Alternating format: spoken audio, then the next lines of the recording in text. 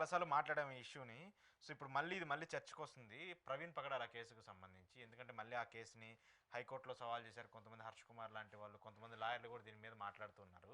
So ఇప్పుడు దీన్ని repost mortem చేయాలి అని చెప్పేసి మళ్ళీ డిమాండ్ చేస్తూ వస్తున్నారు. ఒకవేళ మళ్ళీ కోర్టు దానికి సంబంధించి ఆ ప్రొసీడింగ్స్ విన్న తర్వాత ఏం ఆర్డర్ ఇస్తుందో తెలియదు. ఏంటి మీరు ఏం చెప్తారు? నిజంగా మళ్ళీ దీని మీద ఒక కాన్స్పిరెన్సీ విపరీతంగా ఒక్కొక్కరు ఒక్కొక్క రకంగా మాట్లాడుతూ వస్తున్నారు. మీ ఒపీనియన్ ఏంటి? దీన్ని ఏమన్నా రీపోస్ట్ మార్టం చేయాల్సిన బాధ్యత ఉంటుందా, లేదంటే పోలీసులు దీన్ని విచారించి ఇది యాక్సిడెంట్ అని క్లియర్ చేశారు కాబట్టి యాక్సిడెంట్ గానే ఇంకా మనం చూడాలా? అంటే ఇక్కడ ప్రభుత్వం పాత్ర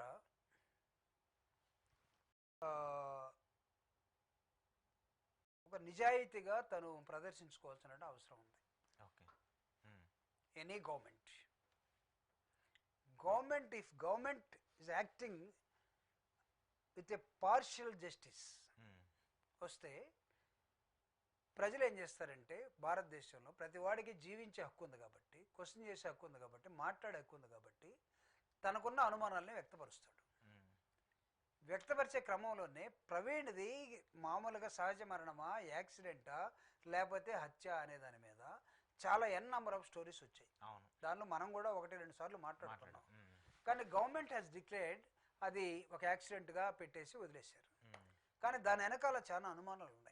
ఎందుకంటే ప్రవీణ్ ఒక పాస్టర్గా ఉన్నాడు. ప్రవీణ్ రాజమండ్రిలో డెడ్ బాడీ దొరికితే అక్కడి నుంచి హైదరాబాద్ వచ్చి కొన్ని లక్షల మంది నీకు అక్కడ దాకా వెళ్ళారు, బరియల్ దాకా వెళ్ళారు, అంతమేత దాకా వెళ్ళారు. అంటే ఇన్ని లక్షల మందికి ఉన్నటువంటి అనుమానాన్ని జస్ట్ లైక్ దట్ గవర్నమెంట్ తీర్చాల్సింది పోయి, గవర్నమెంట్ ఏం చేసిందంటే, నేను నథింగ్ డూయింగ్, ఎవడు మాట్లాడటానికి వీలేదు, ఎవడని మాట్లాడితే నోటీస్ ఇస్తాము, లేకపోతే మీ దగ్గర ఉంటే సాక్ష్యాలు తీసుకురండి అన్నారు.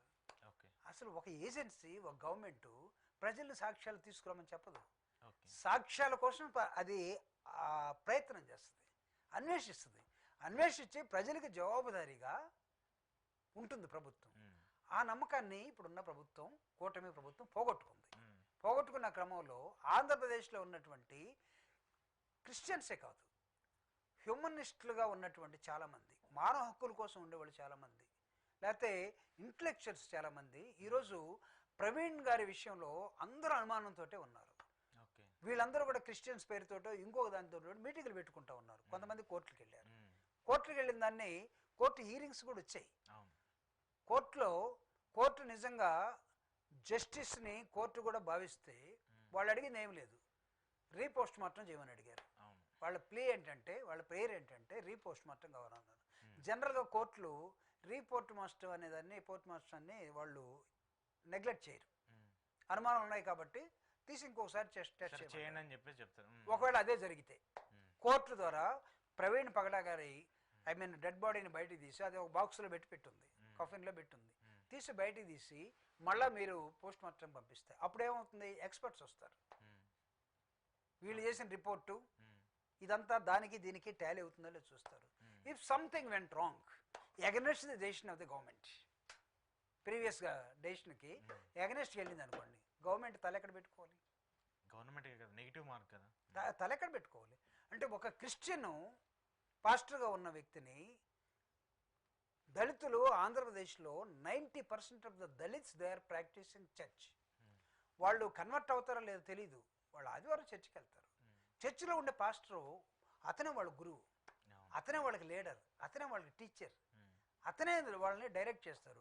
అంటే పుట్టినప్పటి నుంచి చచ్చిపోయేదాకా ఆ పాస్టర్ మీద ఆధారపడతారు వాళ్ళు.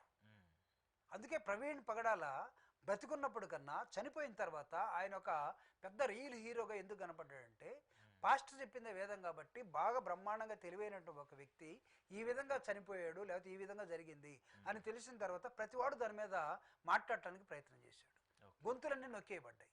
నొక్కివేయబడ్డ గొంతులు కొంతమంది బయటకు వచ్చారు, ధైర్యంగా బయటకు వచ్చారు. మాలాంటి వాళ్ళు ధైర్యంగా రాలేకపోవచ్చు.